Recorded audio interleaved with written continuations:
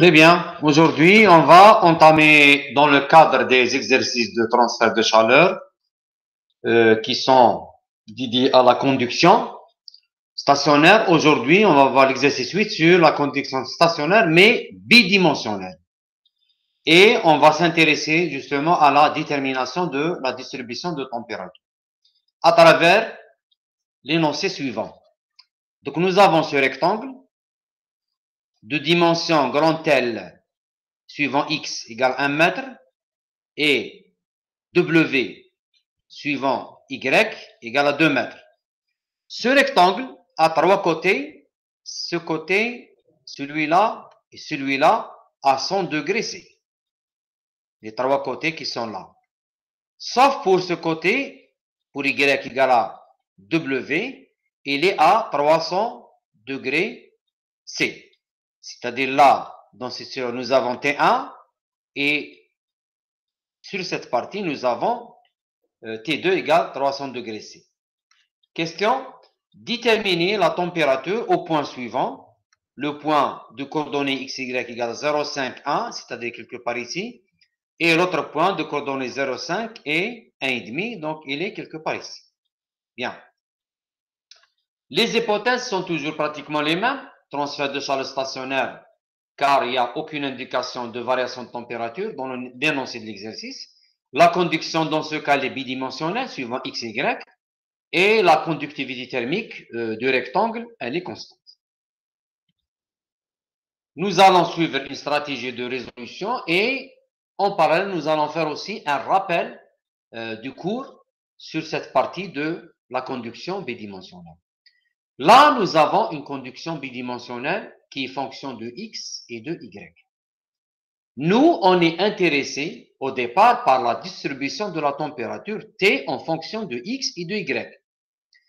Justement, pour simplifier la solution, on va introduire la transformation suivante, θ, qui est égal à T, la variable, moins T2 sur T2 moins T1 sur T2 moins T1. Vous voyez bien?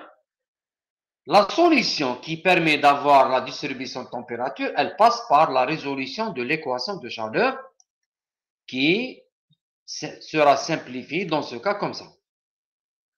D'accord? D de T sur dx carré plus D de T sur dy carré. Bien. Une fois nous allons introduire cette transformation, on va la remplacer ici. Dans notre cas, bien ce qui est bidimension stationnaire, ça va donner l'équation de la place transformée en fonction de θ comme vous voyez ici. Donc, c'est l'équation de la place qui est là, l'équation de l'énergie qui a été simplifiée dans notre cas stationnaire bidimensionnel, elle est comme ça. Son génération de température, elle est comme ça. Bien. Donc, une fois nous allons utiliser la transformation, nous allons obtenir cette équation de la place suivante. La résolution analytique de cette équation, attention, parce qu'il y a des résolutions approximatives, analytiques, exactes, numériques. Nous, dans cette partie très simple, le cas bidimensionnel, cette équation justement très simple, nous allons, bon, très simple, c'est entre parenthèses. Donc, la résolution analytique de cette équation, qui est aux dérivées partielles de second ordre, elle est obtenue par la méthode de séparation de variables. C'est-à-dire, nous allons séparer cette variable comme ça. D'accord? Dans ce cas, cette séparation, elle va permettre de réduire l'équation aux dérivées partielles, cette équation dérivée partielle, on va la réduire en deux équations différentielles ordinaires. C'est-à-dire, on est passé d'un cran de difficulté d'une équation aux dérivées partielles vers une équation différentielle ordinaire en utilisant une transformation. Très bien. Si vous vous souvenez bien, c'est la même méthode qui a été utilisée pour avoir la solution analytique de Blasius dans le cas de la couche limite. C'est-à-dire pour passer d'une équation dérivée partielle, on utilise en général des transformations. D'accord? Donc, nous allons obtenir deux équations différentes ordinaires dont la solution, elle dépend des conditions en limite. Bien? Et dans la solution, dans les étapes, les différentes étapes de la solution de ces deux équations différentielles ordinaires, il y a un développement en série de Fourier qui va donner vers la fin la solution finale qui vous donne la distribution de température dans ce cas sous cette forme. D'accord? 2 sur pi, sigma, n variant de 1 à l'infini, sinus de n pi fois x sur l, sinus hyperbolique de n pi y sur l, sinus hyperbolique de n pi w sur l. Avec x, y, c'est les coordonnées de points qu'on veut calculer la température. L, c'est la longueur suivant x de votre plaque. Et grand W, W, c'est la hauteur de la plaque suivant Y. Dans les applications, bien sûr, nous, puisqu'il y a un développement ici, il y a des valeurs de n, on va se limiter à 5 valeurs, à n égale 5. C'est-à-dire, on va appliquer numériquement pour 1, 2, 3, 4, 5. Ou même des fois, on s'arrête aux premiers 3 termes qui sont non nuls. Bien sûr, peut-être qu'on va, imagine là, on peut avoir des valeurs nulles. Ça dépend, n, est-ce qu'il est pair ou impair, attention. Donc, nous, on ne s'arrêtera pas à des valeurs nulles. On s'arrêtera à 5 ou même des fois 3 termes non nuls. D'accord? Remarque très importante dans la suite de l'exercice, c'est qu'on va utiliser le radian ici dans le calcul qui est là. Dans les calculs des fonctions trigonométriques, on utilise le radian. Il faut faire attention à ça. Bien. On va répondre à notre question. Déterminer la température au point 0,51, c'est-à-dire suivant x 0,5, parce que c'est L égale 1, donc on est là, et y égale 1, donc on est au milieu. Le deuxième point, c'est pour x égale 0,5 et y égale 1,5, donc on est là, parce que le W égale 2, donc 1,5, on est là. Donc on va chercher la température dans ces points. Bien. Sachant que la distribution de température est donnée par la solution suivante, qu'on a déjà obtenue. Nous, qu'est-ce qu'on a comme données? On a T1 et T2, voilà. Et on cherche la température ici. Donc, on va remplacer n par les valeurs. Je vais commencer par n égale 1 et n égale 2. Qu'est-ce que je remarque? Je remarque pour n égale 1, j'obtiens une valeur non nulle. Et pour n égale 2, j'obtiens une valeur nulle. Ça dépend si vous remplacez ici n égale à 2. Donc, vous aurez moins 1 plus 1, donc c'est 0.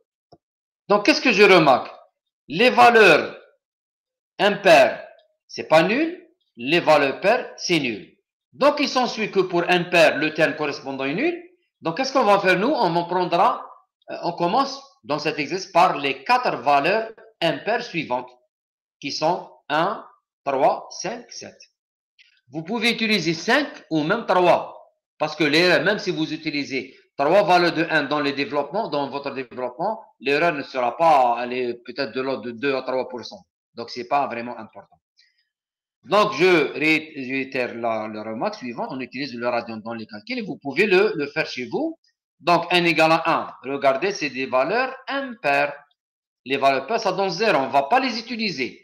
Donc, n égale à 1. Donc, cette valeur est là. Le radian, attention. n égale 3, cette valeur. Donc, je reviens à l'équation. Je vais faire la somme de ces 4 valeurs. D'accord? Et j'obtiens 0,059. Pour cette valeur, bien sûr, de 0,51. Parce que je vais appliquer ici, vous avez la somme qui est égale à 0,0549 et vous allez remplacer pour le premier point qui est à 0,5, 1, x par 0,5 et y par 1. D'accord? Et vous obtenez pour la première valeur, pour le premier point, 0,51, vous obtenez une valeur de 111 degrés C. De la même manière, bien sûr, pour le deuxième point, 0,5, 1,5, on remplace dans les jeux. Je répète, pour le deuxième point, vous avez x égale 0,5, y égale 1,5. Donc, vous revenez ici, vous revenez ici, vous remplacez, d'accord? Vous êtes là. Donc, vous remplacez ici x par 0,5, par le deuxième point, pardon, 0,5, 1,5, y 1,5. Vous obtenez vos valeurs, vous faites la somme et vous tirez votre température qui sera égale à 150 degrés C. Je vous présente ici un tracé pour mieux comprendre comment se fait le transfert ici. Là, nous avons Regardez bien, on a tracé les températures, la transformation θ. C'est T moins T1 sur T2 moins T1. Vous remarquez que les trois parois qui sont à la même température. Et là, c'est la température supérieure. Vous remarquez les lignes isothermes. Les lignes isothermes, ce sont ces lignes en rouge, cette ligne, cette ligne, cette ligne, cette ligne. Et ces lignes qui sont là, c'est les lignes de même température. D'accord? Et les lignes de flux de chaleur, c'est en flèche.